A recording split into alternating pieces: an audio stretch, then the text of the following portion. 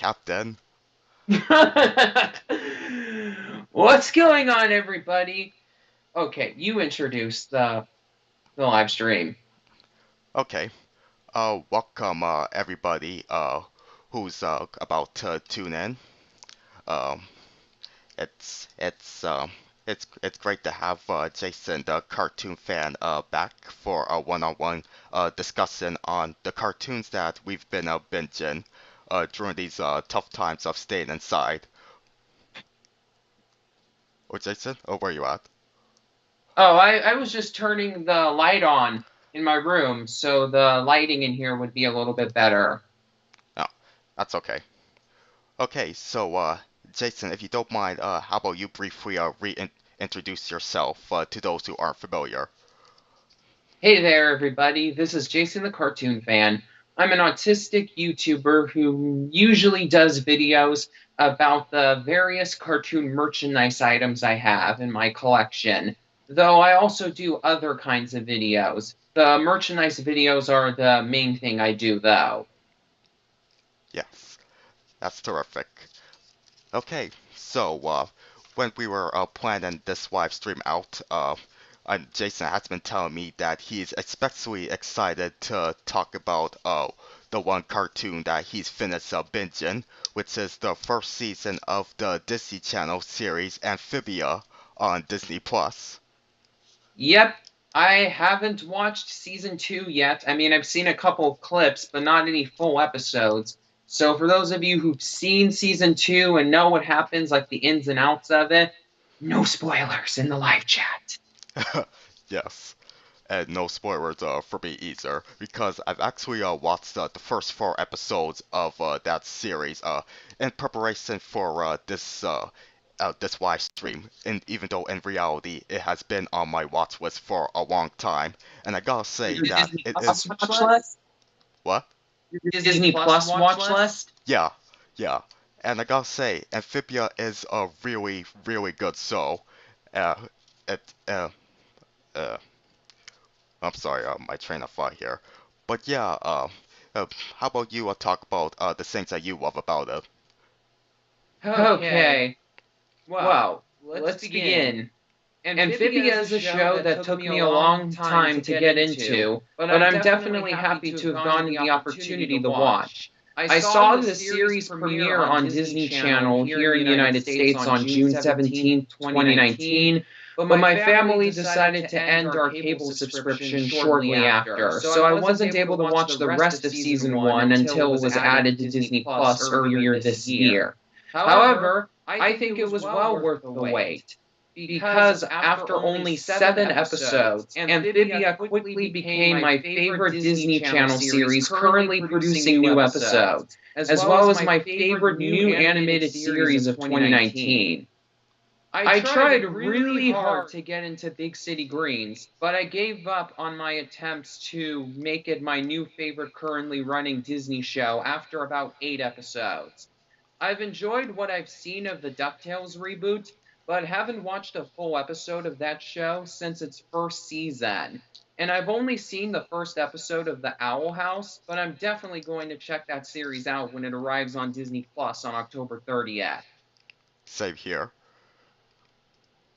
As you may already know, Amphibia is an adventure comedy series about Anne Boonshoy, voiced by Sweet Life of Zack and Cody star Brenda Song, a 13-year-old Thai girl who ends up in a world inhabited by frogs and toads after opening a mystical music box known as the Calamity Box. With no way for her to get back home at the moment, Anne ends up taking refuge at the home of a frog named Hoppadiah Planter, aka Hop Hop, voiced by Bill Farmer, the current voice of Goofy. And Poodle too. Wait, what? Poodle. Oh yeah. Oh, I didn't know that he also voiced Pluto. Oh, really? Yeah. Yeah. Which is weird because I know all the other current voice actors of the core Disney characters. I know Brett Iwan is Mickey. Well, not all the time, but most of the time it's him. Right. Tony Anselmo was Donald.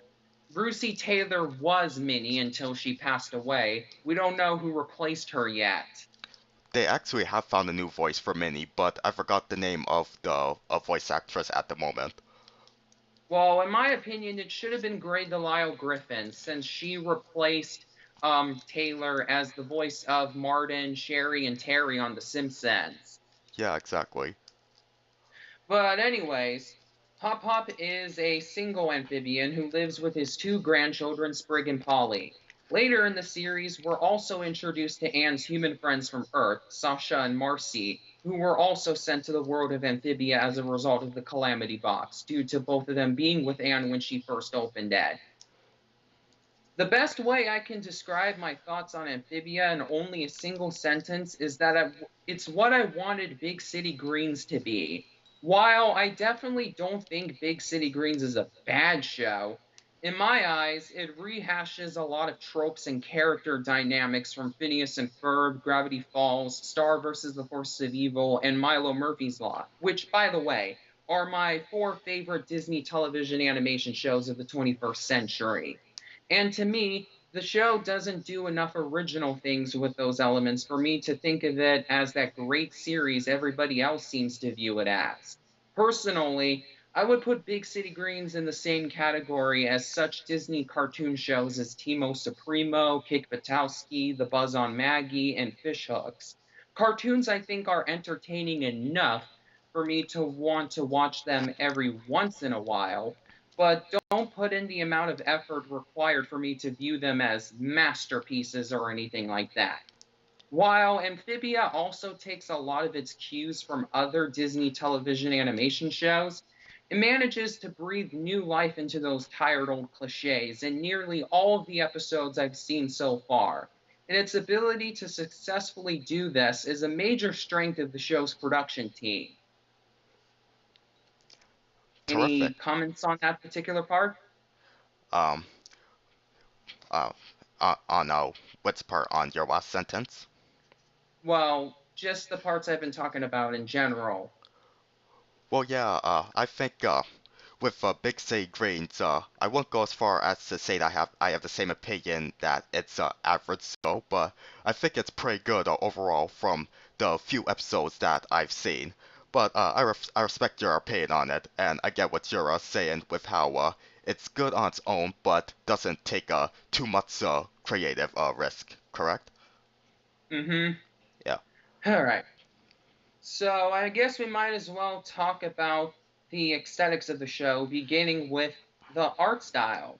I've seen all kinds of wickedly cool looking locales in Star vs. the Forces of Evil, but while that show tended to use sharp, bright colors for its backgrounds, Amphibia goes for a more natural approach by using softer contrast and more subdued hues to bring its froggy world to life, almost as if the backgrounds were hand painted using watercolors, thus proving to you naysayers watching this live stream that digital ink and paint does not always mean a sacrifice in the quality of a cartoon's line art. Yeah, that's true. Yeah, there are some people out there who think that cartoons should only be animated using cells because that achieves the best amount of color or whatnot. Right. Even though doing it digitally proves to be much more convenient and could still result into some really pleasing visuals, especially in this day and age where everything is in high definition. Yeah, some examples of a cartoon that were able to Okay. take the basic idea Yeah. of the cells and Okay. just give a digital color approach, in my Okay. opinion, were Right. Simpsons and Yeah. SpongeBob when they switched Oh, over to it's, digital ink and paint. right. Oh, okay. All Jason, right. just a quick reminder is just keep things a little bit positive, okay? During our discussion. Okay. All Oh, right. All right. Oh, and I just want to acknowledge the people in the chat. Like I see your close acquaintance UV is here, and they said they've been watching the trios of horror episodes on Disney Plus, which I plan on Yep. watching too for Halloween Yeah, season. but there were some people on Twitter who said that they should make a Treehouse of Horror collection for The Simpsons on Disney Plus. You know how Disney Plus has those little playlists they call collections of movies and TV shows with Yes. a specific theme. So the Simpsons Treehouse of Horror specials do have a collection on Disney Plus. It's just hiding under their Halloween collection. Oh yeah, I saw. Well, I'm gonna be binging them since it's the 30th anniversary of the Trails of Horror series. Yeah, I love those specials, especially considering the fact that they get away with a lot of stuff that would not be allowed in a normal Simpsons episode. Right. And I see. Let's see. Oh, uh, uh, Currently in the middle of I'm in the middle of Treehouse of Horror 21. I was in the middle of watching it when you gave me that text saying that the live stream was coming in an hour. okay. Well, when we're done, you can finish binge. Oh, and just want to read another comment. J-Boy, the game's animation fanatic, says that he might be watching Mau Mau Heroes of Pure Heart on HBO Max. Yeah, I've I seen a don't couple. have an HBO Max subscription. Oh yeah, me neither because I'm in Canada. But I have seen Mau Mau on Teletoon last year, and it's a cute show. Uh, Yeah, those are my I've heard basic that thoughts it's on it. really good, but HBO Max is too expensive right now. It's like what, $16 a month? Yeah. Yeah, like my family already has Netflix, Hulu, Disney Plus, and even Peacock. So I don't see a point in having yet another streaming service. Yeah, I get you. Maybe in the future if the price drops down. Okay. So, Jason, how about you wrap up talking about what you love about Amphibia so we could move on to a different cartoon, like the one that I've been binging. Okay, so I guess I may as well move on because I actually wrote quite a bit in here. So, mm, all the great drawings and pretty looking locales can't save an animated series if the characters portrayed in the drawings are bland and the stories set in the locales are boring. But Amphibia manages to be just as great at substance as it is at style, even though it's been cut out of a familiar mold. Amphibia's plots begin with a well known story structure, but the crew behind the show riffs on those storylines by putting the characters in all sorts of crazy situations that allow the crew to use their imaginations as much as humanly possible, thus making those adventures very fun to watch. Three notable examples of Amphibia's episodes that successfully pull this off are Hop Luck, Anne vs. Wild, and Contagia Anne. Hop Luck, which is the first half of episode 3 of Amphibia, is about Anne and the Planter family going on a quest to get tomatoes so Anne can teach them how to make pizza, which would help the Planters win their hometown's annual potluck. Instead of going to the nearest grocery store, yes, the frogs have their own places of commerce. With the worry that the red unsweetened fruit might be sold out, however, Anne and the Planters have to get their tomatoes from a carnivorous monster plant.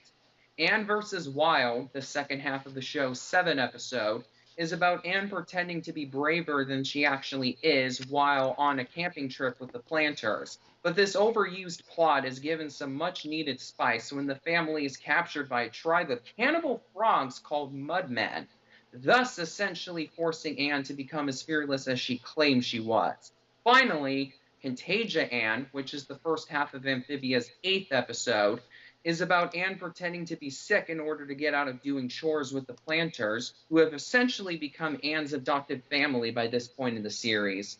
In an ironic twist of fate, though, the Planters get sick for real with a deadly virus known as the Red Leg, which means Anne has to take the now impaired Hop Hop, Sprig, and Polly on a perilous journey filled with steep trails and exploding geysers, or geysers, however it's pronounced, Oh, so she Jason, can bring them to Jason, Springfield. Jason, sorry to interrupt you, but Jasmine Green is just asking what show we're talking about. Oh, we're talking about Amphibia. It's a Disney cartoon. So yeah, she does this stuff so she can bring them to a spring filled with water that will cure them of the disease. Sadly, that episode ended up getting pulled from airing reruns on Disney Channel and Disney XD because of the COVID-19 outbreak, but it's still on Disney Plus. I'm not going to spoil anything else that happens in these episodes because I want all of you watching this who haven't seen Amphibia yet to check them out yourselves. But believe me when I say these episodes fully live up to their potential. They're filled to the brim with creative environments, wacky one off characters, and unexpected twists and turns. Amphibia isn't like this in every single episode. As I mentioned earlier, the show is a hybrid of an adventure show and a comedy series, so it also has episodes that are more focused on giving you laughs than on telling you imaginative stories. However, the Amphibia crew members don't allow themselves to lower their standards for good writing just because the stakes in the show aren't as high as they usually are. While these more filler ish episodes don't innovate their story archetypes as much as the show's plot driven episodes, I think they're just as entertaining. And that's mostly due to the execution of the jokes. In my opinion, you can make even the most unoriginal types of them in a way that makes the gag your own. The way Amphibia pulls this off is through the element of the show I've saved my discussion on for the last part of my analysis on this series due to it being the most important part of any TV show to critique the characters. Yes. Um, any questions or comments from anybody that I think I should answer? Um, basically, I answered to one of my followers, who's asking what so we're talking about, and yeah, we already answered it. So yeah, I have to agree with, yeah, yeah, I definitely All have right. to agree with you on what you said about Amphibia. Based on what I've seen of the first four episodes, I think I got myself even more hooked to the show with the second episode, and what's Anne accidentally breaks Hop Pop's magic cane or Kane. whatever it was. Yeah, the episode is called Kane Crazy, which is probably a not too subtle nod to Mickey Mouse's Plane Crazy. Oh, I never caught that reference. That's cool. Yeah, especially when we consider that Plane Crazy was actually Mickey's first cartoon to be produced, though Steamboat Willie came out first. Exactly. Well, Jason, I just want to thank you for sharing your opinions on Amphibia. Once again, I agree that it is a really good show from what I saw, and I hope that others who are watching this live stream would check it out as well. Yeah, let's see here. I should also probably mention real quick before we stop talking about it. Right? The reason why I think that Anne is as well developed of a character as I think she is. I've been praising the talents of the show's writing and animation staff for a good chunk of this video, but it's finally time to give credit to the show's incredible voice cast, who are the reason why the characters work as well as I think they do. Anne is a spunky, energetic girl who means well but frequently gets into trouble because of her tendency not to think about the consequences of her actions. Much like Mabel Pines from Gravity Falls and Star Butterfly from Star vs. the Forces of Evil. However, she differs from those other two in that her inability to think things through most of the time is due to her determination to prove how great she is to the residents of Wardwood, the city that the planters live in, rather than her still having her childhood innocence like Mabel and Star. Additionally, although she's far from selfless, in fact, they actually admit that later on in the show, Anne still does a much better job at realizing she screwed up on her own than Mabel or Star. Don't get me wrong, Mabel and Star are both good characters in my honest opinion, but Anne is meant to be more of a sympathetic character than them because she has to deal with more emotional dilemmas than Mabel or Star ever had to face. And she isn't merely mined for comic relief purposes like those other two Disney gals were. Well, at least until season 3 of her show in the case of Star. Everybody in Wardwood, except for the planters, tend to treat Anne like a monster due to her being the only human in a world of frogs. So while Anne might seem as happy go lucky as Mabel and Star usually are on the outside, there are quite a few times in Amphibia where you can tell that Anne is hiding behind a fake smile. At the same time, though, Anne still tries to help the citizens of Wardwood out with their problems, with the hope that she'll eventually be respected by them. And she treats the planters like they're her family, which leads to her getting a lot of love in return. Everybody in the world needs the emotional support of a family, whether they like to admit it or not. And we've all had times where we felt like we don't belong in the society we live in. but we try to fit it anyways. So these aspects are the most enduring parts, the most enduring parts of Anne's character. Brenda Song does a very good job of giving Anne the mix of teenage charisma, fearlessness, and insecurities that her character needed in order to be likable. Despite Song already being in her early 30s, she gives Anne a voice filled with pubescent energy, but she also makes that voice more somber sounding than Kristen Skou's Mabel and Eden Shear's Star, which helps cement Anne's position of her being more responsible and trustworthy than those two. Although I'm a little embarrassed to admit it, this winning combination of joy and compassion led to me developing a crush on Anne, which I've had ever since I finished watching episode 1. Don't worry though, I'm a teenager, so it's not weird or anything like that. That's cool. Okay, Jason. Because of the amount of time we have, uh, do you think we can move on to a next cartoon? Sure. You Yeah. want to talk Okay. about the cartoon you were I want what? watching? Yeah. I'm gonna tell you about one cartoon that I've been binging the most recently this fall, and it's one that turned 25 years old recently. Jason, are you pondering which show I'm pondering?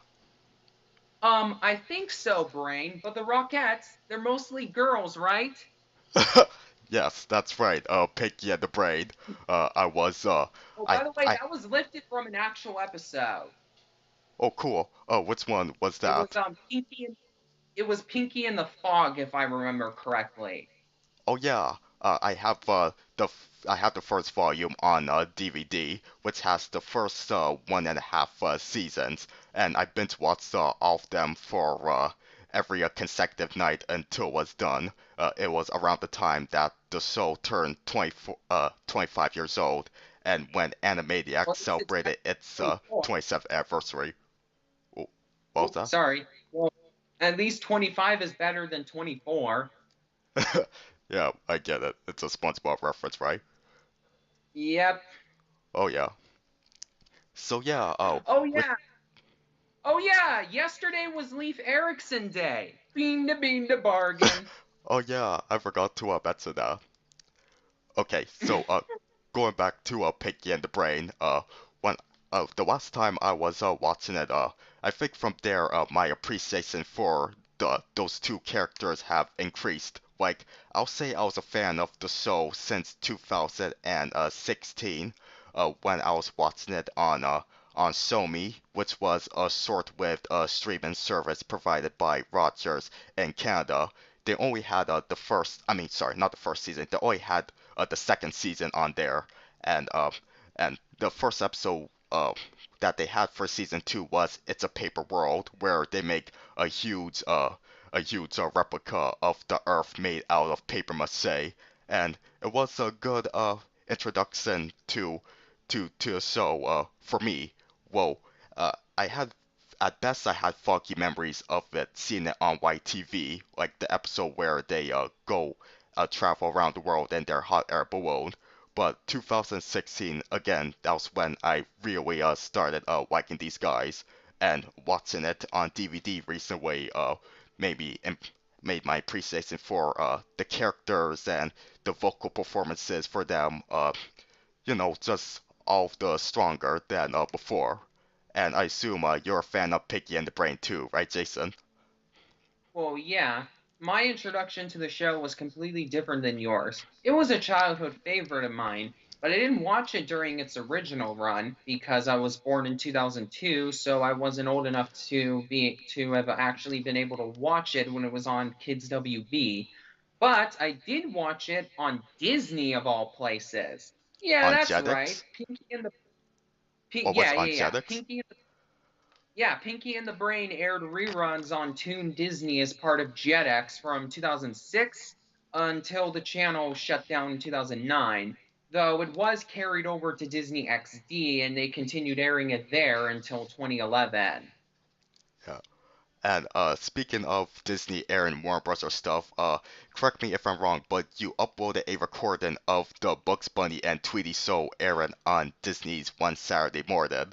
And I like how you put Yeah, emphasis on Disney's in the title with all capitals. yeah, because it's weird seeing Warner Brothers stuff on a channel owned by what is supposed to be their big rival studio. Yeah. Okay. But the What was reason that? why they were airing it was because the contract, like ABC's contract with Warner Brothers to air the show, didn't expire when Disney purchased ABC and introduced One Saturday Morning. So they continued it for One Saturday Morning until September 2nd, 2000. The recording I uploaded a clip from was from the week prior on August 26th. Okay. So it was one of the very last broadcasts of the show on ABC. Interesting.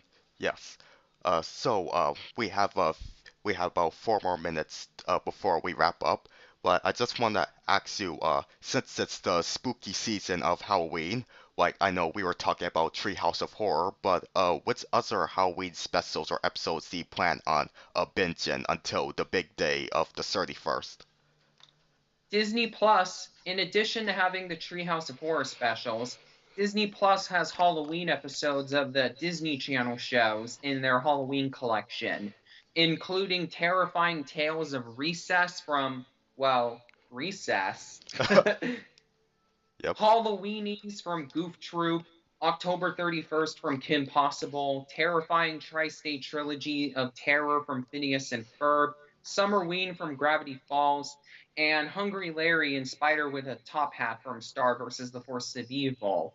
I already watched October 31st from Kim Possible, which was the final episode of season one to be produced, but it was like the 14th one to air out of like 20, if I remember correctly, because Disney really screwed up the episode order for Kim Possible when Disney Channel first premiered the show. Right. Okay. What else? Oh, wait, hold on. What was it that you were gonna say? Oh, I was gonna say, like for me, when it comes to Halloween specials, I'm gonna binge like the classics, like it's the Great Pumpkin, Charlie Brown, and maybe I'll watch some Grim Adventures of Billy and Mandy too, and as well as Oh yeah. Underfist, Uh, in honor of Halloween, right? Boomerang brought the Grim Adventures of Billy and Mandy and Courage the Cowardly Dog back to their schedule. Oh yeah, I heard. Yeah, and they're also airing a Scooby Doo marathon, every episode of every incarnation, That's great. including some of the more rarely seen ones, like Scooby Doo and Scrappy Doo, Shaggy and Scooby Doo Get a Clue. And the newest incarnation, Scooby Doo and Guess Who, is airing on Boomerang for the very first time as part of this marathon. Well, here in the United States, it already aired on Boomerang in other countries. Interesting. And one more thing. Have you heard about Happy Halloween Scooby Doo, the direct-to-video movie directed by Maxwell Adams? Maxwell Adams! Yes. Yes, I know about it, but I haven't watched it yet. I'm personally more excited for the upcoming Scooby Doo and Courage the Cowardly Dog crossover that's reportedly coming out in 2022. Wow, is that really happening? Yeah, it is. Warner Brothers Animation already confirmed it. We don't know whether or not John R. Dilworth is going to be working on it, but I really hope he does. And I'm pretty sure he will, since he still likes working on Courage, and he did that 2014 CGI animated special, The Fog of Courage. Yeah. And there's supposed to be a prequel for the Boomerang app called Before Courage.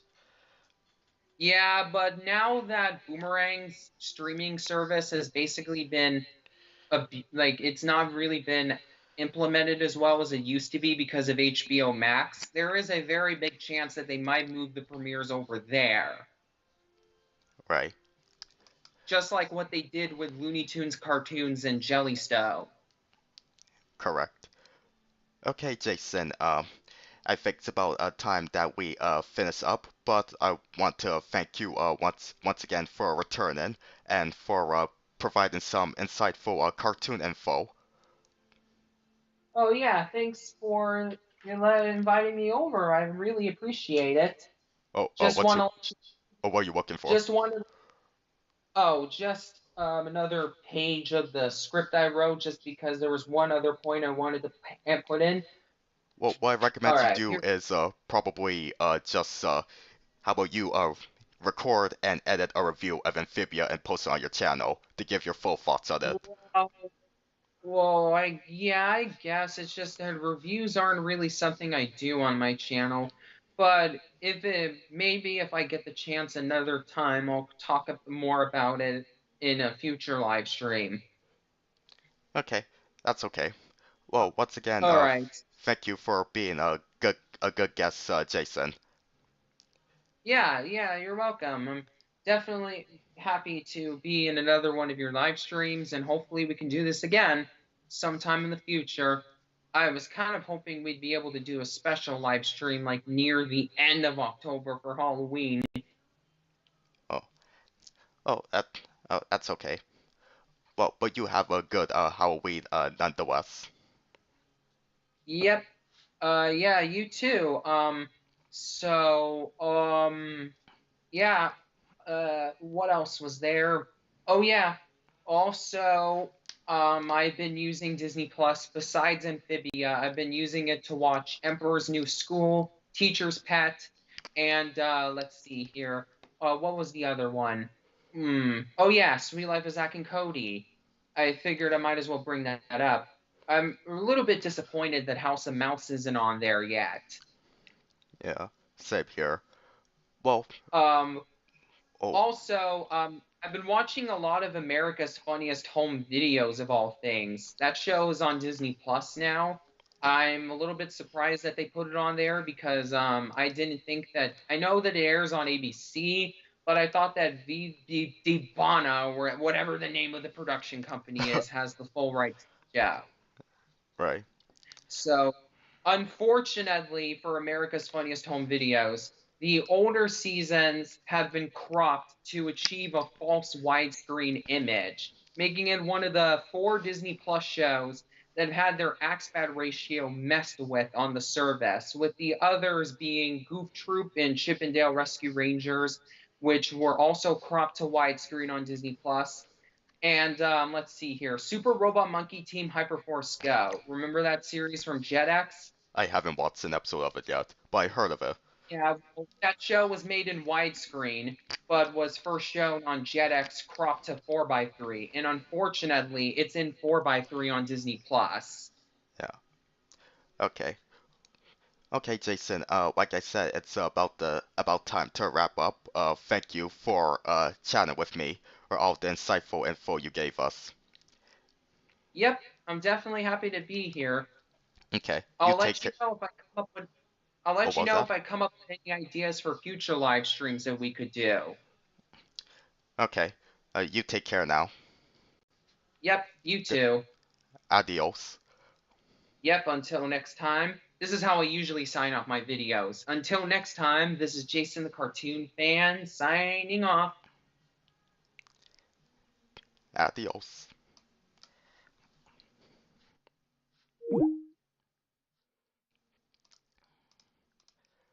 Okay. So, hi there, Dexter the Sell the Toonster. Oh yeah, I'm about to end the stream, but it's okay. You can watch the replay. Uh, don't worry. Okay, so yes. As for what we'll be doing next live stream, I'm gonna be leaving it up to you and the community post. So thank you guys for listening, and you have a great safe long